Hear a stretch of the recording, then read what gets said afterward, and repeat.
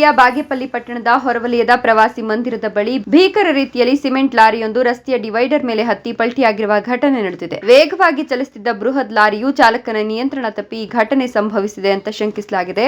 ಅದೃಷ್ಟವಶಾತ್ ಈ ಘಟನೆಯಲ್ಲಿ ಯಾವುದೇ ಪ್ರಾಣಾಪಾಯ ಸಂಭವಿಸಿಲ್ಲ. ಆದರೆ ರಸ್ತೆ ಪಕ್ಕದಲ್ಲಿ ಯಾರಾದರೂ ಸಂಚರಿಸುತ್ತಿದ್ರೆ ದೊಡ್ಡ ಅನಾಹುತವೇ ಸಂಭವಿಸಬಹುದಿತ್ತು ಅಂತ ಸ್ಥಳೀಯರು ಹೇಳ್ತಿದ್ದಾರೆ. ಘಟನೆಯಿಂದಾಗಿ ಲಾರಿಯಲ್ಲಿದ್ದ ಸಿಮೆಂಟ್ ಮೂಟೆಗಳು ರಸ್ತೆಯಲ್ಲಿ ಚೆಲ್ಲಾಪಿಲ್ಲಿಯಾಗಿ ಬಿದ್ದಿವೆ.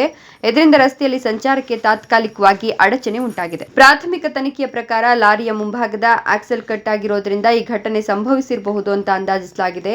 ಲಾರಿಯ ಚಾಲಕ ಸಣ್ಣಪುಟ್ಟ ಗಾಯಗಳೊಂದಿಗೆ ಪ್ರಾಣಾಪಾಯದಿಂದ ಪಾರಾಗಿದ್ದಾನೆ. ಬಾಗೇಪಲ್ಲಿ ಪೊಲೀಸ್ ಠಾಣಾ ವ್ಯಾಪ್ತಿಯಲ್ಲಿ ಈ ಘಟನೆ ನಡೆದಿದ್ದು ಪೊಲೀಸರು ಸ್ಥಳಕ್ಕೆ ಭೇಟಿ ನೀಡಿ ತನಿಖೆ ಆರಂಭಿಸಿದ್ದಾರೆ. ಸ್ಥಳದಲ್ಲಿರುವ ಸಿಮೆಂಟ್ ಮೂಟೆಗಳನ್ನು ತೆರವುಗೊಳಿಸಲು ಕ್ರಮ ಕೈಗೊಳ್ಳಲಾಗುತ್ತಿದೆ.